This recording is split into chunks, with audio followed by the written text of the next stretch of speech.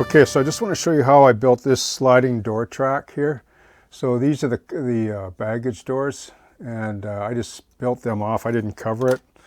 Like I say, I can't cover everything or I'll never get the station finished. The doors are just made of this 20 thou V-groove. Okay, so notice how it's 20 thou thick, not 40, because if I double up, 20 plus 20 is 40, right? So if I have it double-sided, 20 and 20, so I have scribed on both sides. If I use 40, it'll be 80 thick. That's why you use this thinner stuff. And this is also used for planking on landings, etc. It's the same stuff as I used to line the floors. These were individual planks, right? So that's what I used to make these doors. I just glued two pieces together, just rough sanded it, 2 squares, sanded it square. And then I used, I think this was 15 by 100 and 15 by 60 strip. That's it, simple. Just lay a frame around it, nip it off, put an X across. Nip it in the middle and push it down in. It's really simple to do. Once you start doing this kind of thing, you'll find out it's way easier than it looks. It really is. You just got to plug into it. So I'm going to show you how to build this track, okay? And I'll show you with this one here. So I basically glued these doors because I want them part way open. So you're going to be able to see through both sides, so that's why I'm modeling the inside. So what I've used here is, for this track, is channel number 261. That's what this piece is right here. I'm going to get in a bit closer when I show you how to make these brackets. And then I'm going to use some of this angle, 291, right? Channel 261, and then rod 218, 20 thou. So those are the three materials. And I have every piece there is. That's what you do. You invest in this stuff. I mean, you have it on hand. You don't use it up on one model. You can build 100 models with all of it, but it's an investment. And when you have it on hand, it's right there. You can build anything. Okay, sorry. So you can see the track there and the little angled hangers. Okay. So I'm going to zoom in and I'll show you how I make that.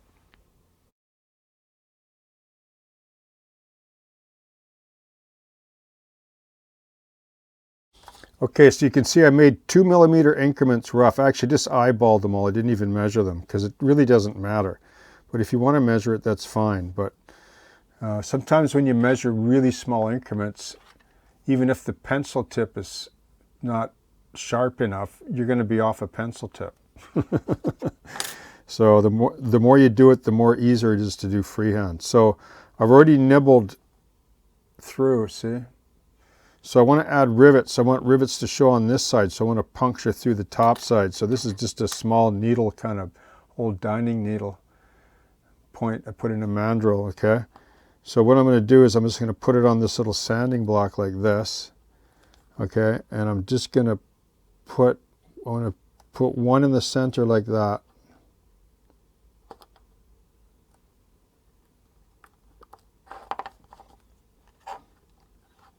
Try not to bump the camera here. You can see that.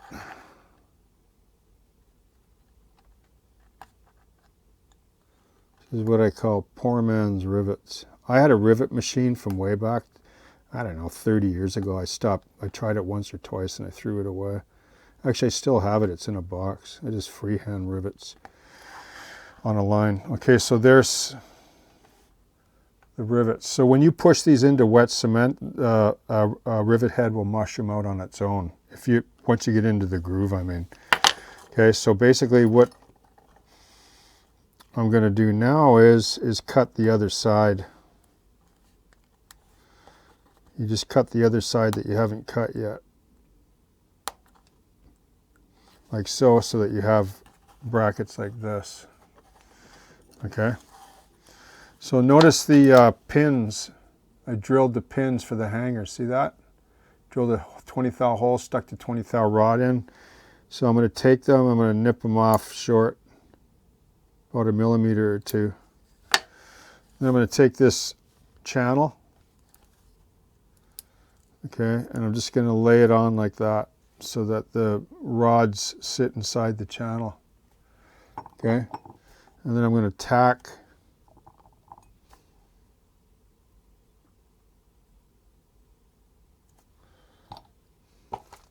the track.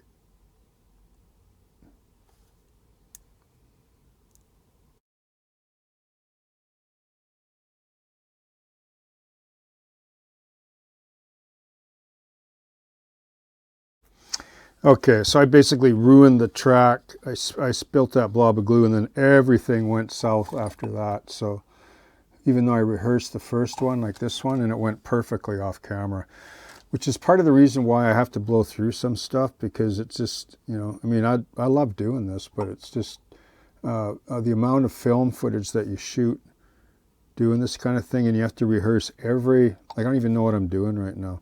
Like I'm completely lost. Okay, where was I? Okay, that's not working either. Anyway, so these are the little brackets. This turned into a gluey mess, but I don't really care because you're not going to see this part anyway. I'm just modeling it anyway. So you want to grab the right side of the bracket. I'm just tired, right? I've been going all day solid on this, so I'm just tired. It's time to stop. A big blob of glue again, right? Nothing's going right. So let's see.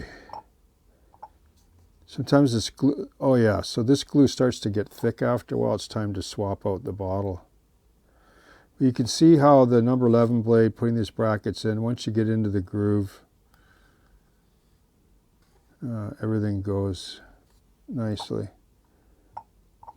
But it's all, somebody asked me about, you know, do you ever put the bloopers in, or a blooper? And I don't always, but I thought I'd leave this one in. So, going off camera too. Yeah, it's time to quit. Anyway, the next step ought to be interesting. I'm getting close to the roof, so that's what I'll do. So I'll just quit right now.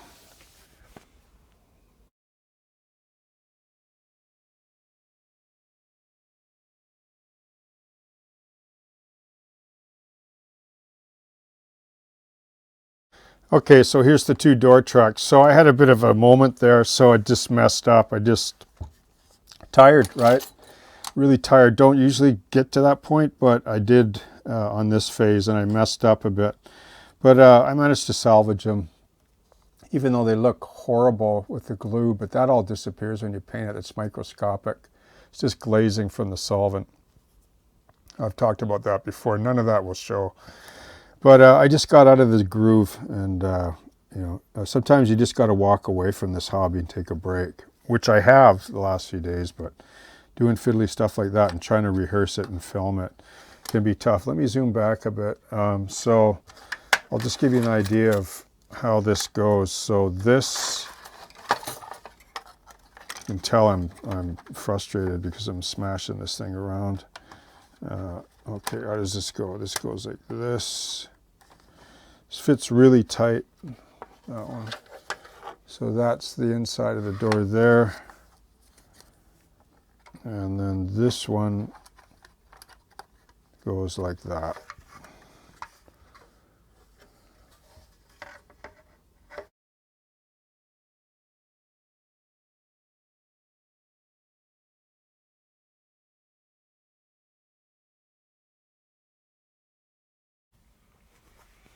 Okay, so I want to talk to you about the beginnings of establishing the roof panels, which at first glance seems quite complicated, but if you just take things one step at a time, it's not that complicated. So you can see that I have basically the, you know, this is the center of the roof. There's this square, and these are 45s. You can see that part of the, like the top of this roof, you can't tell, like that's the peak of the dormer, but the top roof is sort of flat here, like this, right?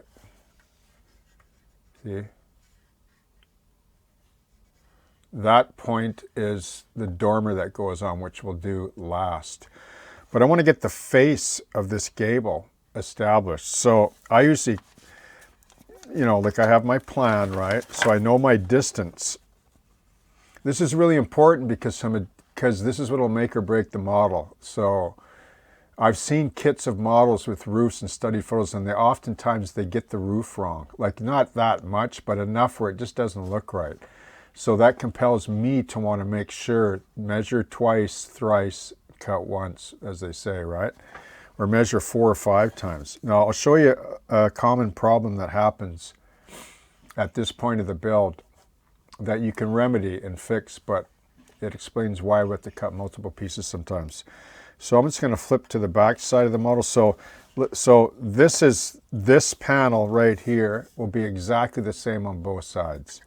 So I cut this out of paper like this. I'm trying to get that panel established, okay?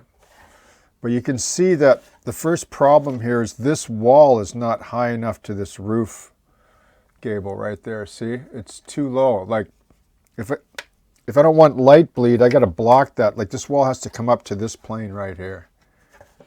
This wall here, it's too low, so I'm going to have to pack that out. But I didn't know that as I was trying to establish the height. I knew I'd run into that, and I can always add to it anyway.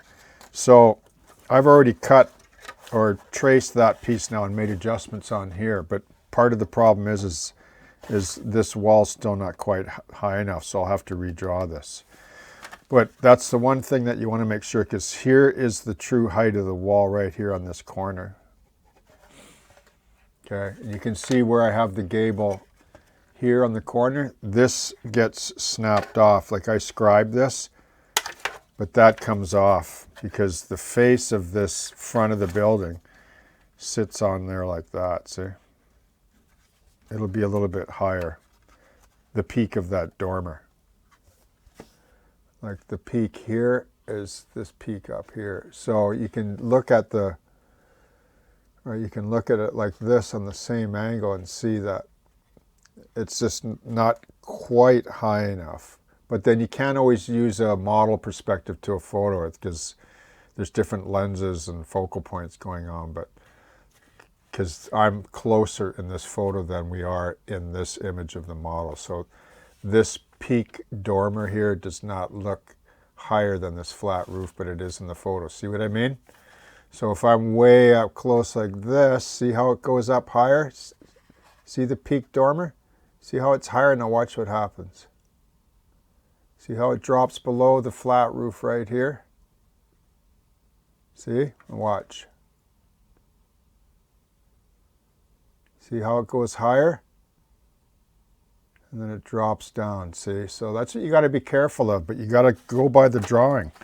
So I drafted this from the book. So this space is like, this is all very important to get this look of what you'll see later on, okay?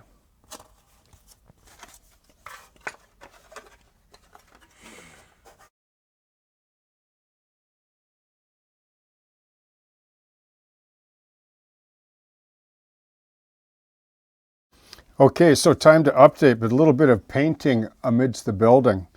I'll show you these front gable walls upper in a minute, but I have to paint some of the inside of this because that was the plan, right? Well, that was the idea along the way. So if I don't paint all this now and do the floors, then I'm never going to be able to get in there to do a satisfactory job. So there's some base coating in here I retouched with the airbrush, did a lot of this by hand. And I put another wash down on here on the floor, probably with oil in this case. This is all acrylics. I'll show you on here how I did this effect, which is really quite easy, and it's all acrylics, and this back landing as well. And then this is just smooth plastic, but it's going to be a kitchen area, which you won't really see anyway, so because that'll cover that. But so yeah, so you can see I just basically based out this particular floor with this beige color. You just paint it by hand or sand. This is sand beige, right? I like to use sand beige or light gray for a base coat and then build up to darker from light to dark. So I just wet it down first. And remember how I mentioned this? You can use dish soap. There's certain types of dish soap. You have to try and see what you like. I put a couple of drops of this in a larger bottle of water like this, and it's good enough. You don't need much. This is really powerful, but it's made for stain painting. Okay, and it makes all the difference when you do this. Right? You don't get the beading, right? The beading of the water. So I basically wet, and this is like anyone can do this. Like you don't have to have high fidelity painting skills to do this. You don't have to have high fidelity painting skills to do any of this really. You just have to have the will to try and do it.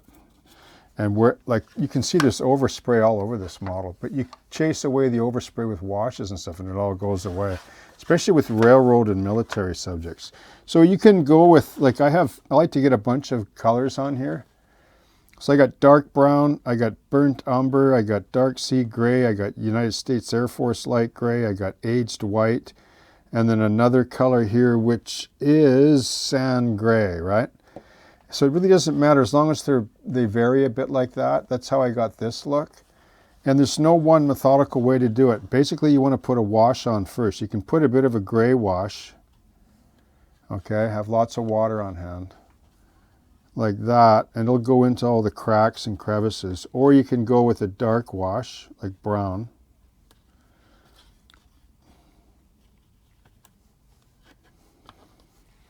I don't want to get any on the side of this wall, which I did, unfortunately. I didn't want to do that, but oh well.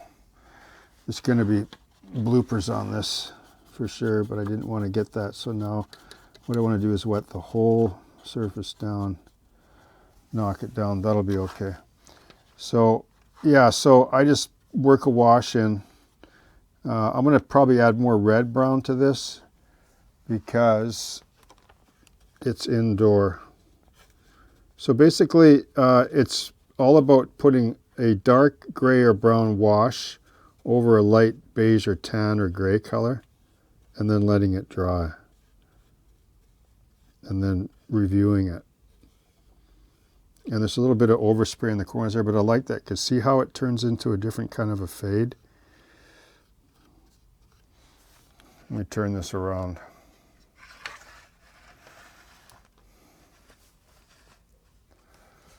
And don't worry about what it looks like. As long as you get a tint, like a wash. Let it dry and then come and revisit it again. And then you can put darker grays, etc. And that's how you get this here. But I can't do it yet because I got to wait for it to dry.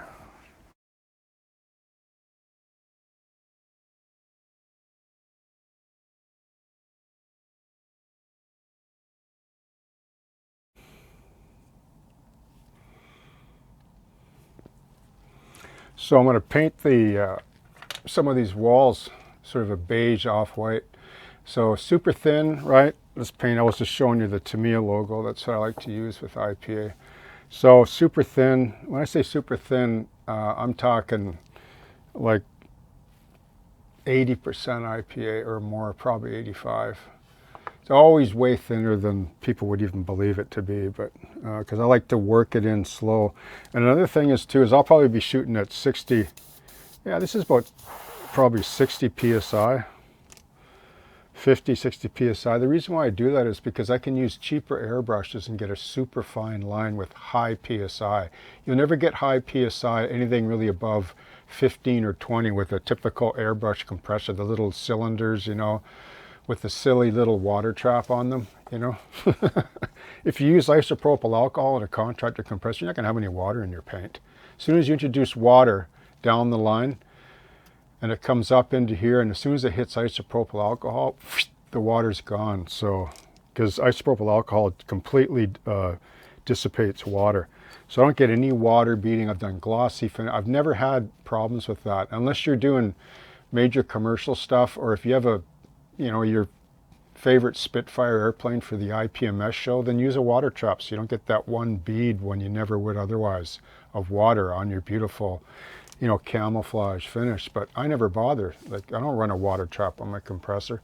I don't need one. I've never needed one. And especially with Tamiya, with IPA, like no water's going to get through to the tip, not when you're using alcohol. Anyway, so I'm going to basically, so this is about 50 PSI, and I can get in here, and the beauty is I don't really have to mask. I just get the paint going, and I just start working it. See that?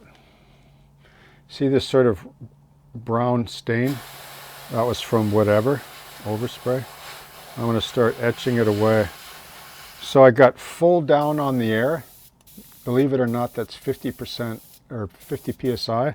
And I just think in my mind, like feathering the throttle on your, or the gas pedal on your muscle car, right? You know the power is there in terms of paint, but just think in your mind, just baby that. Pretend there's an egg between your finger and the trigger, an egg. And if you push too hard, you'll break it. And if you just think, paint, a bit of practice, and before you know it, you're going to be just a master at laying your paint on. And you master the airbrush when you learn to paint thin, okay? That's when you really start to gain confidence, and you begin to realize, you know what? All the painters that have been at this game for a long time, why do they all stress thin paint? Well, you'll see why, right?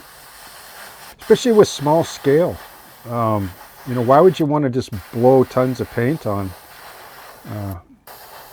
It's always tempting to cover it in one go, but the trick is not to cover it in one go.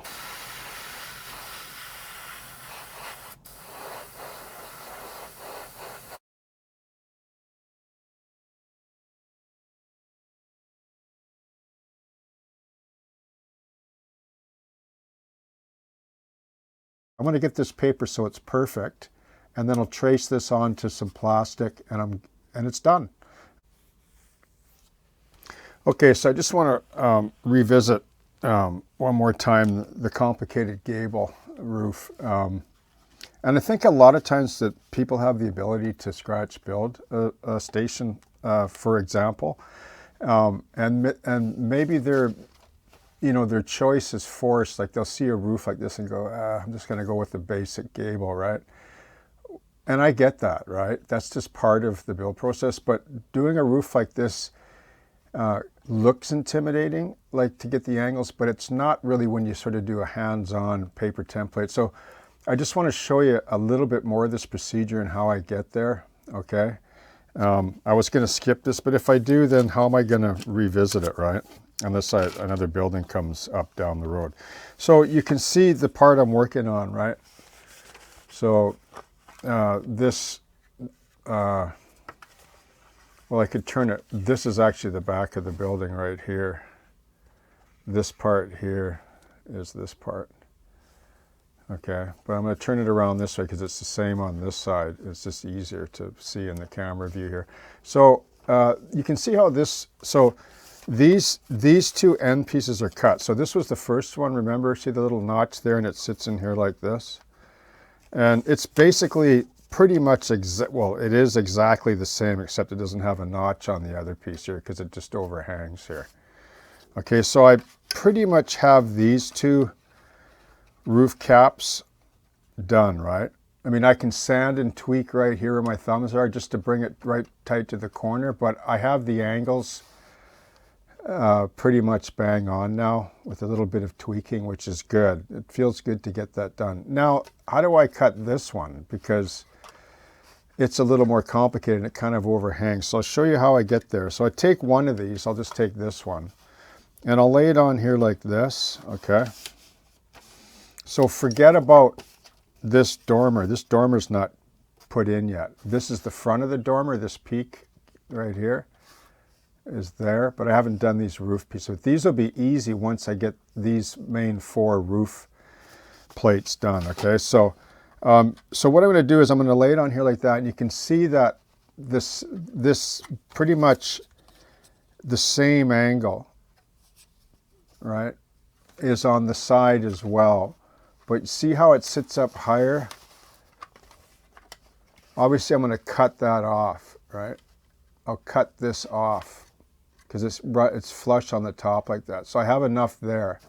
You can see how the edges are pretty close. They're a little bit wider, but it's always good to be a little bit wider than on the inside of it, because then you got to pack it out or recut another piece. So you can see here that I have a center line on here as well. See, there's a center line there, and there's a center line on the fascia here, right? So basically, this roof has to, there's a bit of a return, like it comes out, like this roof extends out further, about another 15 millimeters, and it kind of angles in, like you see on here. Okay.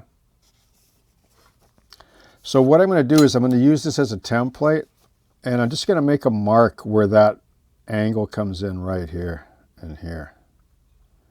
Notice how this corner overhangs a bit. See that? I'm okay with that because I can retrim this like the other piece that I cut. So I'm going to make a mark there, and I'm going to make a mark there because I want to make sure that this plate matches the corner. So all four pieces. So when I lay on all four, you know, they all line up nice like that, see? Okay. And they don't hang out over off the corner. Okay. Like these will actually, they have overhang when they drop down a bit like that. Okay. So I'm going to take this now, I'll move this out of the way, and here's my paper template I'm working on, and I'm going to lay this on here as I've marked it. And I just transfer those marks right here. Okay, there's the outside corner, and there's that return that comes on the inside. So what I'm going to do is I'm not overly concerned if I mess this part up, because I can always add to it or redraft it. Like that's the reason why I use paper, right? So I'm just going to run this line all the way through like that on both sides. So this is basically the angle right there. And then what I'm going to do is I'm just going to take, like I usually start with the 45 because you really can't go wrong with the 45 because you can always change it later. And, you know, run a line. Well, let's just run this line down to the bottom here.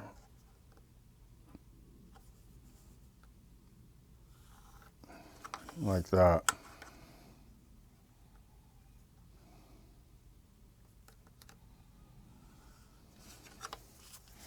Okay. So this part's going to get cut out. And I lose all of this too.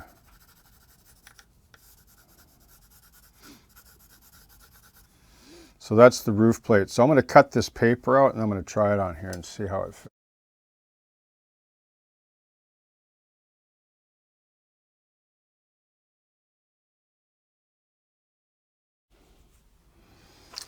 Okay, so I have this paper template cut out as I drafted it.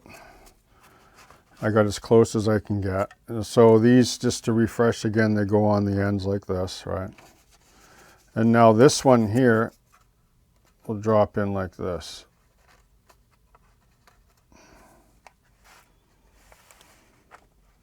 Okay, you can see that this is this side. Okay, now that's pretty good right there. Like I'm actually happy with that.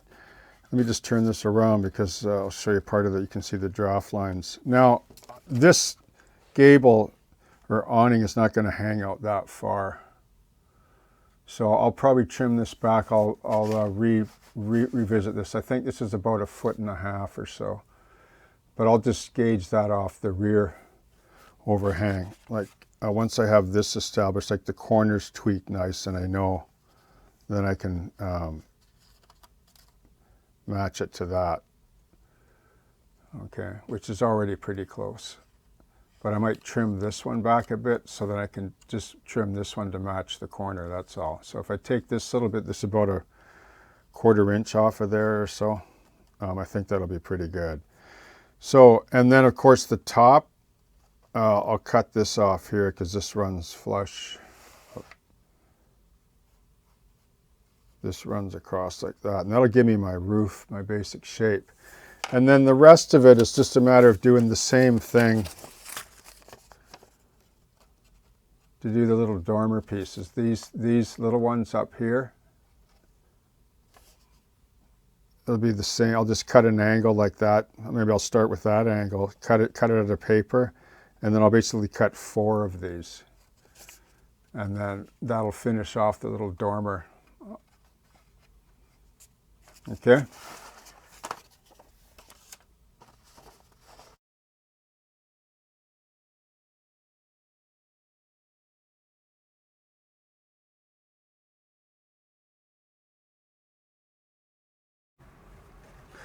Okay, so this is one of the areas where an airbrush really shines, right? So I had to mask off some of these windows because they're separate walls. So, and they're modeled on the outside and the inside, and then I got to put glazing in them.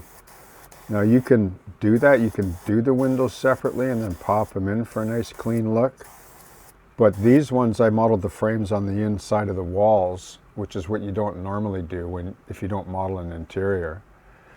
So in order to line them up, you got to mount the windows before you paint them. So I don't mind masking them because you know, they look really good if you take your time and do a good job masking. Use a really sharp number 11 blade to trim the tape.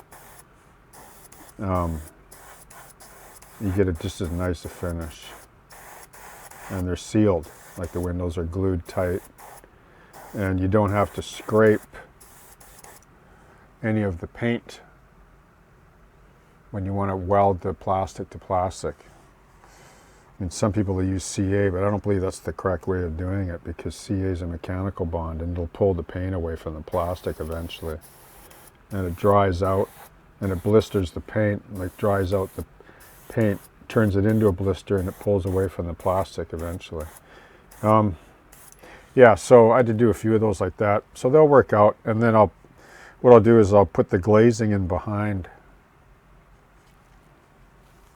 which would be the next step.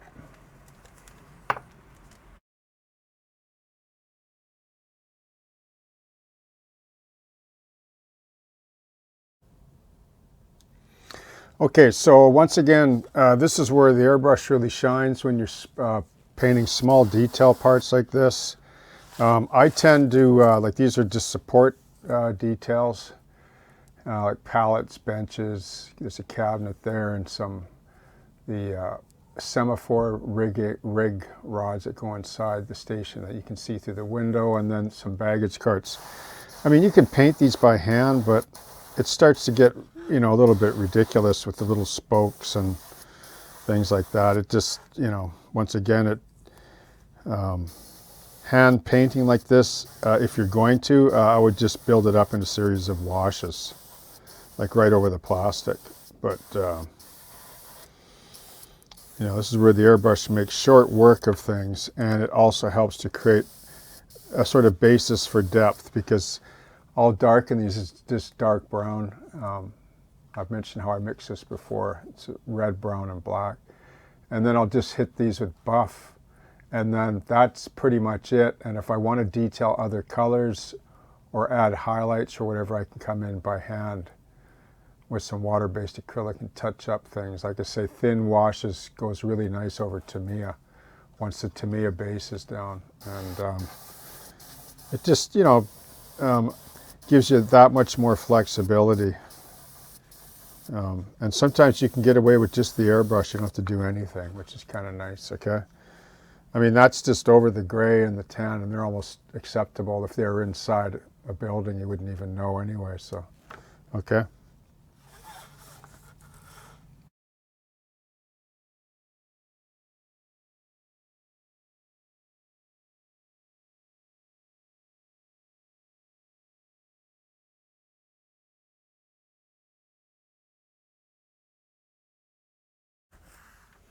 Okay, so I thought I would just show everything at this particular stage.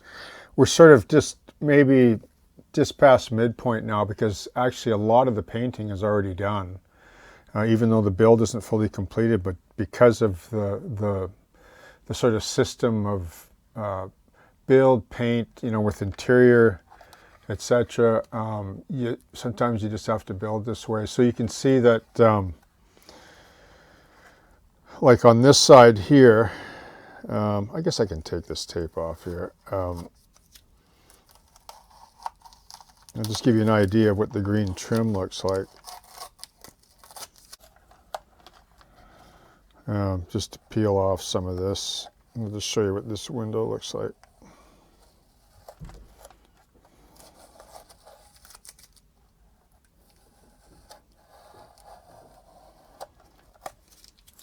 So these windows were framed on the inside as well, and they have white frames. Okay.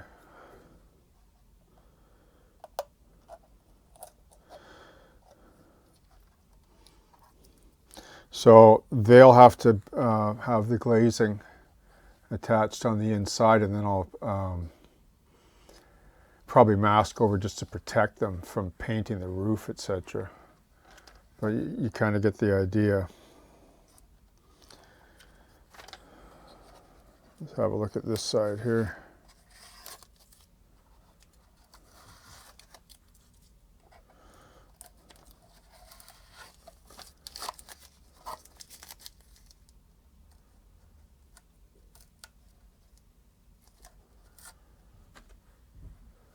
They look nice, eh? Those windows. And then we'll just have a look at this. This is the interesting part of the station.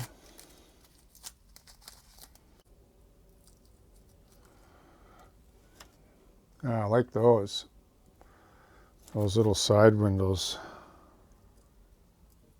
They look cool.